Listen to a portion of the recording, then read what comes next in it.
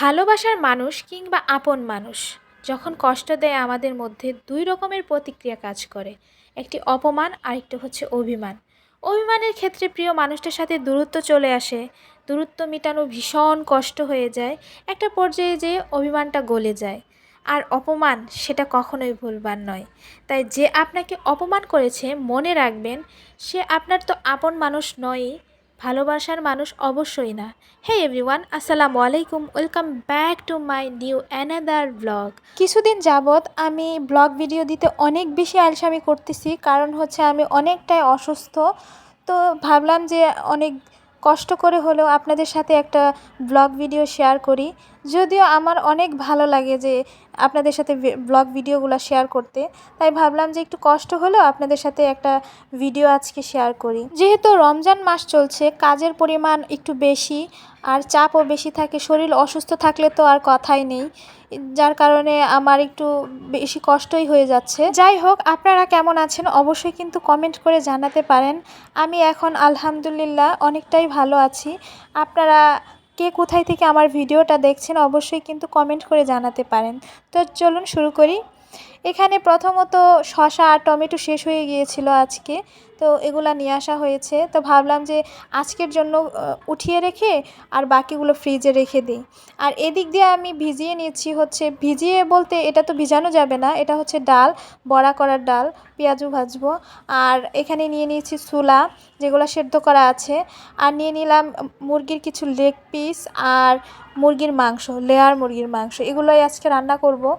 তো এই দিক দিয়ে ওটা ভিজিয়ে রেখে আমি ডাল ধুয়ে নিচ্ছি, মুগ ডাল রান্না করব, এটাও চুলায় বসিয়ে দিলাম। আর এখানে আরেকটা রেসিপি আমি করব, সেটা হচ্ছে আলু দিয়ে ডিম রান্না করব। এই রেসিপিটা আমার অনেক বেশি ভালো লাগে। যেহেতু বললাম যে আমি একটু অসুস্থ, এই কারণে যেই খাবারটা আমার ভালো লাগে সেটাই রান্না করার ট্রাই করতেছি। ডিম আর আলুর এই রেসিপিটা আমার অনেক বেশি ভালো লাগে। অসুস্থ হলেও কিছুটা খাবার হলেও আমি খেতে পারি। আর এই রেসিপিটা আপনাদের সাথে আমি শেয়ার করেছি, আপনারা চাইলে রেসিপিটা দেখে আসতে পারেন। আর এই রান্নাটা খুব অল্প সময়ে রান্না করে নেওয়া যায়। তো এই তো মশলা এখানে যা দিয়ে দিয়েছিলাম, তারপরে এখানে আলু দিয়ে এই তো পানি দিয়ে দিয়েছিলাম, ঝোল যেইটুকু পরিমাণে খাবো সেইটুকু পরিমাণে। তো এই তো এটাই ছিল আমার তরকারির ফাইনাল লুক। কেমন হয়েছে জানাবেন কিন্তু। আর আমি যেহেতু লেয়ার মুরগি রান্না করব, লেয়ার মুরগিটা আমার খেতে ভালো লাগে, সেগুলা এই দিক দিয়ে ওয়াশ করে নিলাম। আর যেহেতু আজকে আমি একটু সিক, যার কারণে আমি এটা হাত মেখে রান্না করব। আর মাংস রান্না খুব ইজি একটা ওয়ে হচ্ছে এই হাত মেখে রান্না করা, খেতে ভালোই লাগে, খেতে খারাপ লাগে না, তবে কষ্টটা খুবই কম হয়। আর এদিক দিয়ে রান্না করেছিলাম মুগ ডাল, সেটাও ওই দিক দিয়ে হচ্ছে। আর এদিক দিয়ে আমার মাংসটাও প্রায় রেডি হয়ে গেছে। নামানোর আগে ভাজা জিরার গুঁড়া আর ভাজা গরম মশলার গুঁড়া দিয়ে দিলাম, তাহলে তরকারির টেস্টটা আরও বেশি ভালো আসে। আমি সবসময় ট্রাই করি এইভাবে রান্না করার জন্য। আর এদিক দিয়ে ডালের ফোড়নটাও দিয়ে দিলাম, যেহেতু আমরা দুইজন মানুষ আর আমি ডালটা খাবো না, তো খুবই অল্প পরিমাণ রান্না করলাম এই ডাল। তারপরে রান্না বান্না কমপ্লিট করে দেখলাম যে একটু কেমন অন্ধকার অন্ধকার হয়ে আসছে, মনে হয় বৃষ্টি আসবে।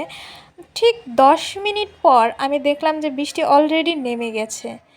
কি সুন্দর লাগছে, অনেক দিন পর বৃষ্টি দেখলাম, দেখতে কিন্তু ভালোই লাগছে, একটু ধরেও দেখলাম। তারপর এই দিক দিয়ে আমি আমার ইফতারির প্রিপারেশান চলছে, তো ছোলা রান্না করে নিলাম। আর এদিক দিয়ে ভেজে নিলাম, পেঁয়াজু ভেজে নিলাম। আর পেঁয়াজু খেতে আমার তো খুবই ভালো লাগে, আপনাদের কার কেমন লাগে অবশ্যই কমেন্ট করবেন। আমার পেঁয়াজুটা খেতে ভালোই লাগে। আর আরেকটা আমার পছন্দের রেসিপি, সেটা হচ্ছে এই চিকেন ললিপপ। এটা আমার কাছে খুবই ভালো লাগে। আর আজকের যে এই রান্নাটা অনেক বেশি মজার ছিল, সস দিয়ে খেতে আমার বেশ ভালো লাগে। আপনারা কে কে পছন্দ করেন সেটা কিন্তু জানাতে পারেন। এই চিকেন ললিপপ বানানো খুবই ইজি, আপনারা চাইলে আমি কিন্তু ফুল রেসিপিটা আপনাদের সাথে শেয়ার করতে পারি।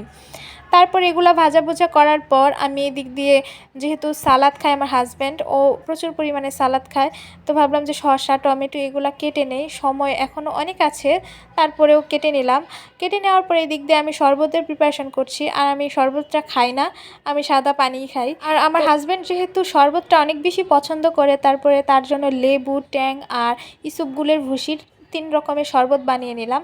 আর এদিক দিয়ে আমি একটা সিক্রেট আপনাদের সাথে শেয়ার করি, সেটা হচ্ছে এই তেলটা। আমি এটা কোনো প্রমোশনাল ভিডিও করছি না, আমি উপকৃত হয়েছি যার কারণে আপনাদের সাথে শেয়ার করছি, আর অন্য কিচ্ছু না। এই তেলটা আমার মাথার অনেক চুল উঠে গিয়েছিল, এই তেলটা আমি 3rd টাইম ব্যবহার করলাম। এত ভালো, আমার মাথার চুল অনেকটা গজিয়েছে, আরও চুল পড়া একদমই অফ হয়ে গেছে। তেলটা এত পরিমাণ ভালো, আপনারা চাইলে কিন্তু এটা অর্ডার করতে পারেন, খুবই ভালো। সব শেষে আপনাদের সাথে একটা কথা বলতে চাই, যারা আপনার আপন মানুষ, ভালোবাসার মানুষ, তারা কখনোই আপনাকে ছেড়ে যাওয়ার বাহানা খুঁজবে না, বরং সকল বাধা বিপত্তি ঝড় তুফান সহ্য করেও আপনার পাশে রয়ে যাবে বট ছায়ার মতো করে। অনেক তো হলো, আজ আসি। ভালো থাকতে ভুলবেন না, সাথে আমার এই পেজটাকেও লাইক কমেন্ট শেয়ার করতে ভুলবেন না। আজ আসি, আল্লাহ হাফেজ।